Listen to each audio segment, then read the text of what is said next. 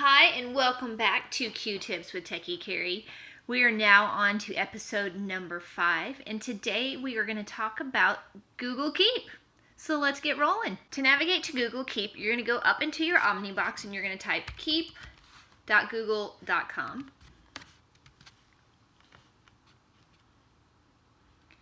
And Google Keep is essentially digital sticky notes. There are several different ways that you can use Google Keep. Now, Google Keep is not only web-based, you can also grab the app for any Android or Apple device. I'm going to show you a couple different ways to use it on both the phone and on the web. Alright, let's get started with students using Google Keep. Now, the first thing that I like to teach my students is that they have the ability to draw on a Google Keep note. So I've already started this note and I've titled it Cursive Practice. And I literally just used my finger with my mouse pad and I wrote my name in cursive. You can add an additional drawing to this same note by clicking on the Google Snowman and then hit Add Drawing. Now, as I mentioned earlier, there is a mobile app available and it is a little bit easier to actually draw with your finger instead of your mouse, but you'd be surprised how quickly students can figure it out drawing with their mouse. So the cool thing that we have here is you can have just a blank slate. If they wanted to do a digital drawing, they could. Maybe they're walking around and they see something cool and they want to draw it. Like I did earlier with the cursive, there's lines available, there's dots if maybe they want to do a grid, and there's also squares available, grid paper. So it's really easy. You can just come up here, you can pick your size, you can pick the color that you want to draw with. I'll grab this pink color, and then you just come over here and you start drawing. Okay, so like I mentioned before, maybe you have an artist that wants to do a digital drawing really quickly. They can do it inside of Google Keep. Now, of course, there is an eraser here, and that erases the whole thing. And then if you want to, you can always undo that. All right, now I want to show you what it looks like when you go back to that note. So now I have my first cursive practice, and then I have my drawing over here. So that's one way to use it as a student. Okay. The second way that students can use Google Keep is for research. Now, we're not going to use the traditional launch page of Google Keep. We're going to do something a little bit different. We're going to open a new tab and we're going to pretend like we're doing research on flamingos. So, we're going to go to flamingo habitat. And maybe my students want to save some images based on their research.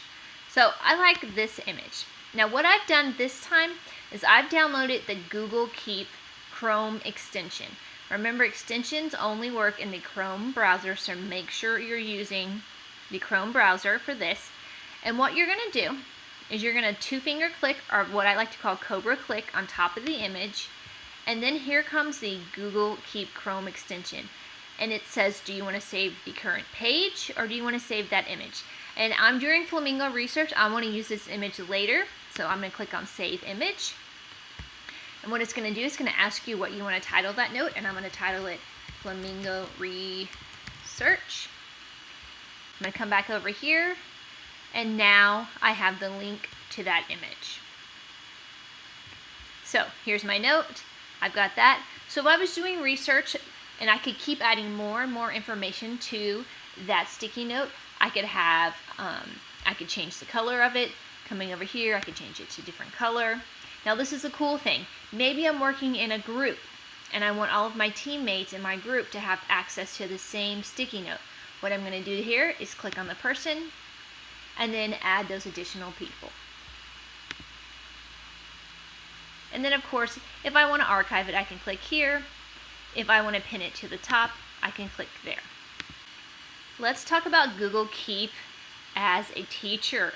So, oftentimes when I was teaching and I had things that I needed to remember for the next day or things that I needed to remember to do later in the day, I would write it on a sticky note. And then I would get home and then I would go, what did I write on that sticky note? So I have completely transferred over to Google Keep when it comes to writing little notes or reminders for myself. Now, this note is my to-do list, and remember, I can pull it up on my phone, I can pull it up on any computer as long as I have internet access. And so what I've done here is I've just put I made my to-do list for back to school, and I've added a picture to it just to remind myself, hey, maybe I need to put this picture on the web page, I need to update my profile picture on my Google profile, whatever it may be. add an image, you're just going to click right there.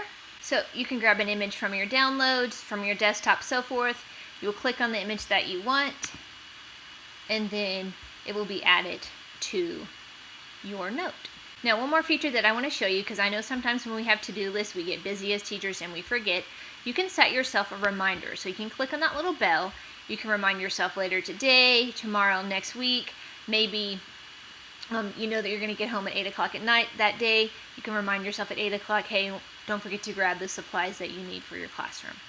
All right, now let's move on to administrators. At the beginning of the school year, we have lots of things that we have to do, lots of different meetings as administrators.